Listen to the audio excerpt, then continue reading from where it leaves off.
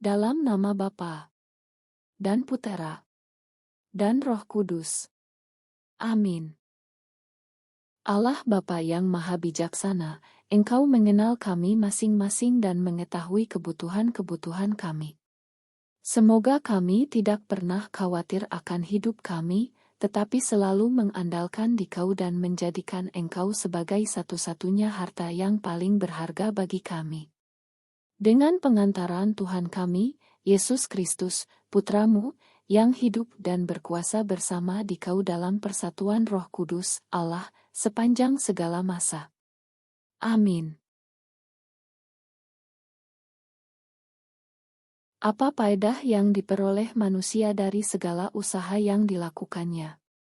Bacaan dari Kitab Pengkhotbah.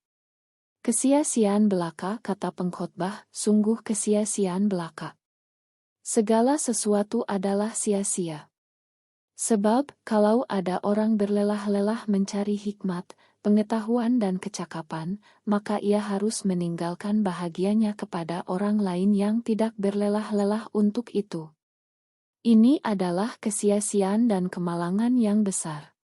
Apakah faedah yang diperoleh manusia dari segala usaha yang dilakukannya dengan jerih payah di bawah matahari dan dari keinginan hatinya? Seluruh hidupnya penuh kesedihan dan pekerjaannya penuh kesusahan hati, bahkan pada malam hari hatinya tidak tenteram.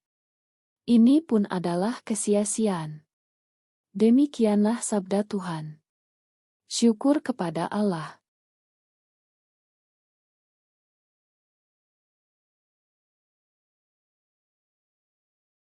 Tuhan beserta kita, sekarang dan selama-lamanya.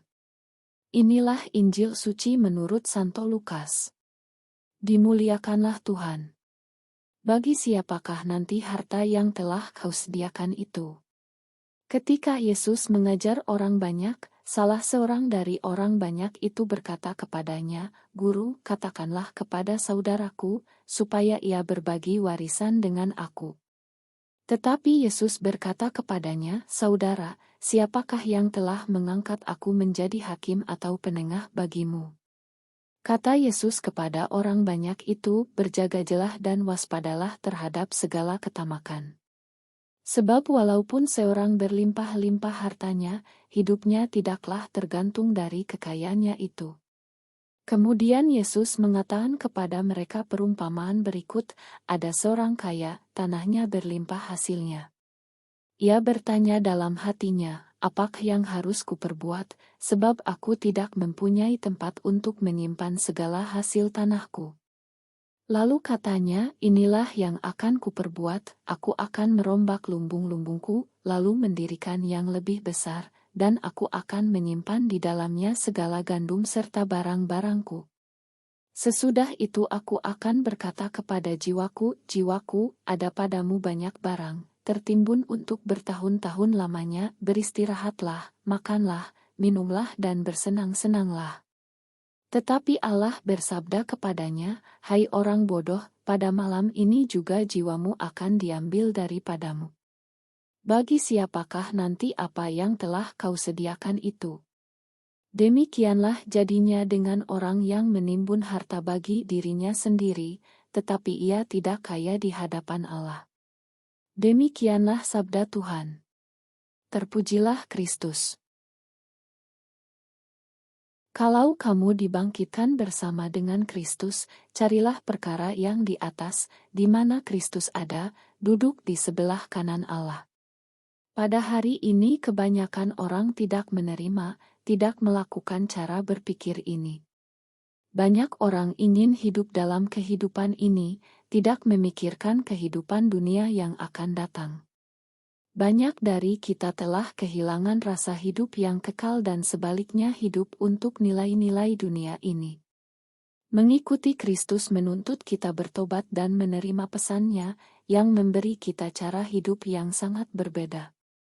Bacaan pertama hari ini adalah dari Kitab Pengkhotbah. Kita tidak banyak membaca di buku ini, tetapi kebanyakan dari kita tahu ungkapan, kesia-siaan dan kesia-siaan. Begitu banyak dari kita dapat mengidentifikasi dengan pernyataan ini. Kita telah mencari banyak hal dan pada akhirnya telah menemukan bahwa tidak ada yang benar-benar bernilai kecuali yang bertahan selamanya. Jika kita menetapkan hati kita untuk menjadi kaya, memiliki karir yang luar biasa, pada harta, atau pada hal lain, kita akan menemukan diri kita kecewa. Realitas itu dapat menjadi luar biasa jika mereka membantu kita lebih mencintai orang lain. Dengan kata lain, jika kita menggunakan realitas dunia ini untuk merangkul realitas dunia yang akan datang, cinta Tuhan dan cinta sesama, maka realitas dunia ini berguna bagi kita dengan cara yang sangat baik. Kitab Pengkhotbah hanya mengingatkan kita bahwa segala sesuatu di dunia ini telah berlalu kecuali kenyataan rohani.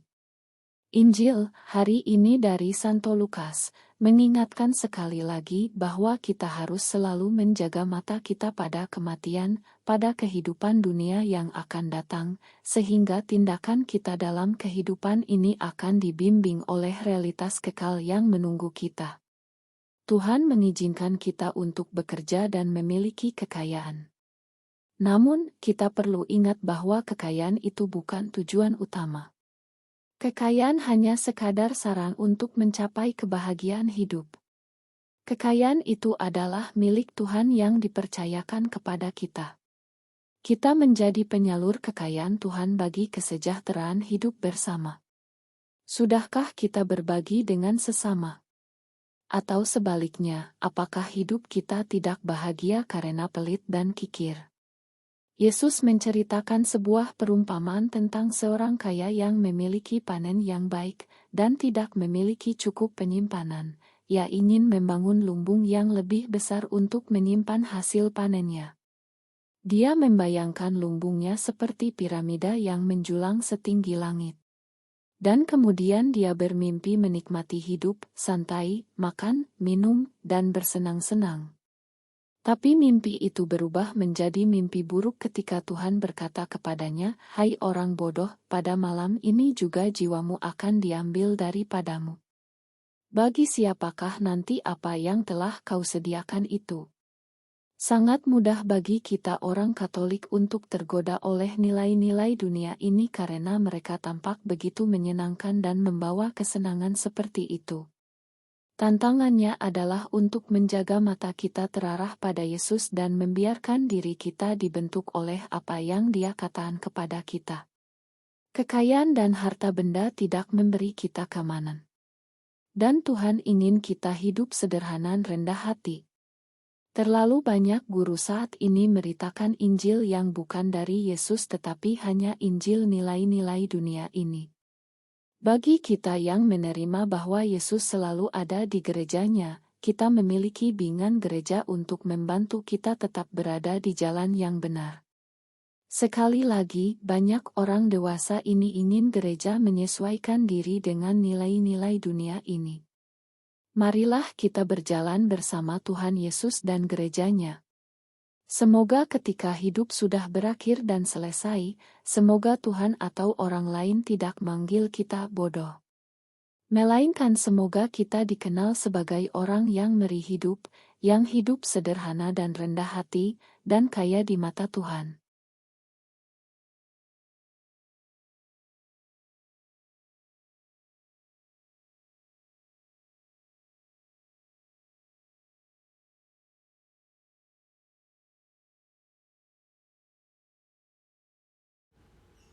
Allah yang Maha Rahim, aku menyesal atas dosa-dosaku. Aku sungguh patut Engkau hukum, terutama karena aku telah tidak setia kepada Engkau yang Maha Pengasih dan Maha Baik bagiku. Aku benci akan segala dosaku dan berjanji dengan pertolongan rahmat-Mu hendak memperbaiki hidupku dan tidak akan berbuat dosa lagi. Allah yang Maha Murah, ampunilah aku orang yang berdosa. Amin. Bapa kami yang ada di surga, dimuliakanlah nama-Mu. Datanglah kerajaan-Mu. Jadilah kehendak-Mu di atas bumi seperti di dalam surga. Berilah kami rezeki pada hari ini, dan ampunilah kesalahan kami, seperti kami pun mengampuni yang bersalah kepada kami. Dan janganlah masukkan kami ke dalam pencobaan, tetapi bebaskanlah kami dari yang jahat. Amin. Salam Maria, penuh rahmat, Tuhan sertamu. Terpujilah engkau di antara wanita, dan terpujilah buah tubuhmu Yesus. Santa Maria, Bunda Allah, doakanlah kami yang berdosa ini, sekarang dan pada waktu kami mati. Amin. Dalam nama Bapa dan Putera dan Roh Kudus. Amin.